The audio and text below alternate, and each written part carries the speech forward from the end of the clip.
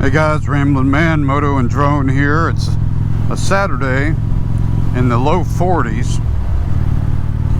I've decided to put on the heated gear and try to come out. So just a little commentary on the gear. I had mentioned in a previous video or two that at the end of the season I might switch from heated gear brands. And one of the brands I said was Tourmaster. Well, it turns out the gloves I have are already Tourmaster and I don't like them. The heated gloves. These are them here. I don't have the heating element connected just because I find it to be a pain to connect all this gear. So I have on heated gear now, and I saw that somebody in the reviews on one of the sites said that Tourmaster was more form-fitting. Right now I'm wearing the heated, hot-wired heated pants in addition to my base layer from Axial, and then I have my riding jeans on. Then on the top I'm wearing the same Sedici jacket with the zip-in liner. I have on a sweatshirt, and then I have on the hot-wired heated jacket. My arms feel so puffed up and bulky from all of it that I had trouble actually finishing putting my helmet on, as ridiculous as that sounds. And same thing in the legs. Like, even if I didn't have that base layer on, those hot wired pants get so bunched up in your jeans, which I could put up with all of that, I guess. I mean, I do. The heated gloves are a whole nother thing. Like, if you stop for gas and have to take them off, then your hand might be sweaty, and it is really hard to get the gloves back on. And then the gauntlet is so tight, you can't really easily get it over your jacket without a wrestling match. So if anybody knows of a good solution on the gloves, man, I would love some options. You know, a wide gauntlet that can cinch down over a jacket. And then on my helmet today, it's just a day of issues. This is the showy full face helmet, not the modular helmet I had been riding with. This is the one I've had for a while. Some time ago I switched out the cheek pads to the size larger to make it tighter. And I don't know what's up now. It feels like it's sitting way too low on my head. Like it's almost sitting on my eyebrows, the shell of the interior shell of the helmet. I don't think it's supposed to be quite that low. I actually find myself wanting to push it up a little. I didn't buy, like, I think they make a larger, maybe a larger interior for the padding. I know they did on the cheek pads because that's what I bought. I had to run an errand today, so rather than pull out one of the cars, I thought I'd just get out of the house a little bit and ride.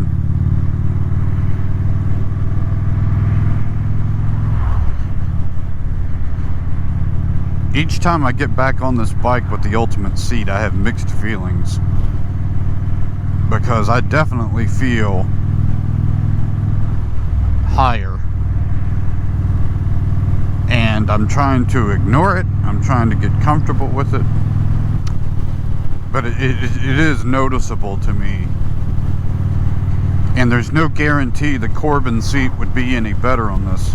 So that's why I'm hesitant to, go to all this trouble to send it back, and then I might find out this fits better than the Corbin. But between all this heated gear puffery, I feel like the Michelin Man, and then you got the backrest behind me, I definitely feel a little pushed forward and up. The other thing with these gloves, it's like the heated gloves that are insulated, you feel like you're fighting just to stretch your hands, and it starts to hurt after a while. just want to stop and stretch your hand a little bit.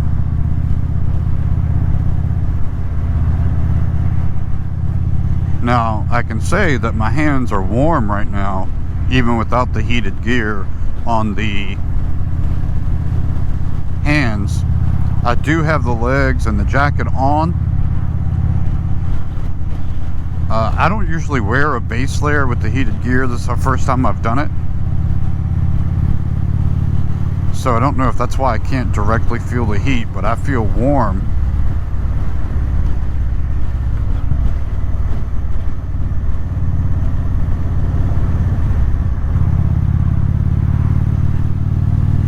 My right hand is hurting from these gloves and trying to grip the throttle. And then on the legs,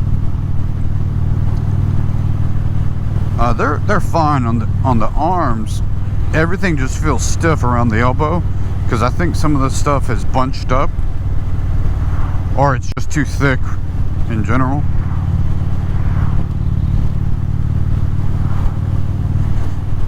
Sorry to sound like I'm just complaining about all the gear. It's more just sharing my experiences in case it's helpful to anyone. The temp showed 43, 44 as I left, and I do feel pretty good. I mean, I'm warm. I can feel some air coming in the helmet. I've got the vents closed. I got a neck gaiter on. I might have to check out my helmet. I really do like this helmet, and this is the first time I feel like I don't really remember it falling down like this. So I decided to improve some of the things I was eating and drinking. Or my weigh-in days are Saturday mornings. I'm 4 weeks into it and lost 5.6 pounds. At one point in there I had lost more, but gained some of it back in a little yo-yo fashion. I've been considering buying the hot wired vest instead of this jacket, and that could go either way, right? It would reduce some of the bulk I'm feeling in the arms, but then you lose, presumably there's the heating element in the arms as well.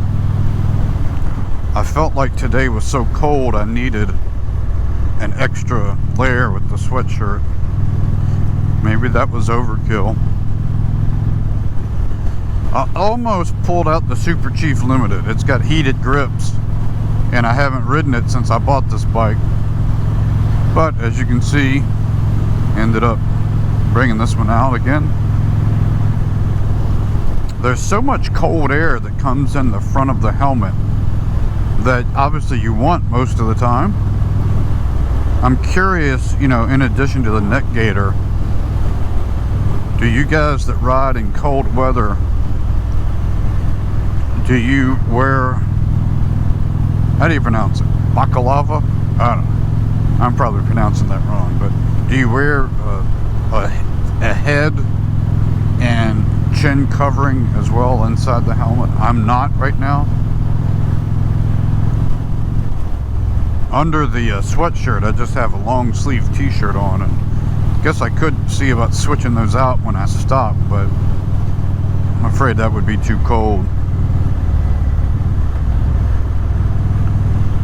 This curve right here, when I had my Indian Scout, just that simple turn, man, I was going out wide. I had to slow down each time. I have my very first ride when I got the bike here at home on GoPro. I can't remember if I uploaded it. It was kind of boring because I didn't have a microphone. I just had the video, so you couldn't hear what I was saying. And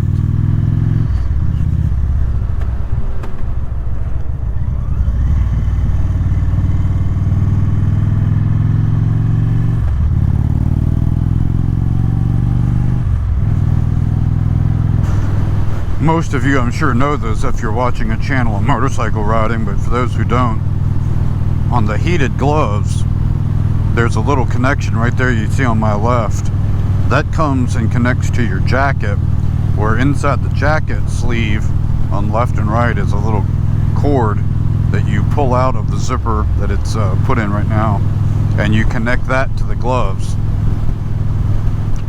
And then there's a power button on top of the glove. Some other brands of gloves have batteries of their own that you can, I guess, charge, and it won't run off your coat, but then you run out of battery at some point. So have you guys seen these things called hippo hands? I stumbled on that last night while I was doing some research on solutions for gloves, looking for wide gauntlet gloves. These hippo things, you should Google it if you've never seen them. They basically wrap around your handlebar ends and enclose your entire hand so that wind isn't getting to them in the first place. They look a bit ridiculous to me, but I could see them being pretty effective because the wind, your hand is encased, is enclosed in this hippo glove contraption. What I couldn't tell, I didn't spend a ton of time researching those, but I couldn't tell if you just wear your normal gloves and then those things just keep the wind from getting on you, or if it in itself was also a glove. On this Ultimate seat, I'm still considering kind of taking everything off and seeing if I can put it back on, because when I put it on, I really had to push. And I think I mentioned that I had my son have to pretty much just sit and put all his weight on the right side so I could push it down. And you know, we've got wiring under there with the custom dynamic light things with the brakes and with the saddlebag lights, so that sits under the seat. And I just don't know if that was keeping it, the block that sits under there, if it was too much resistance,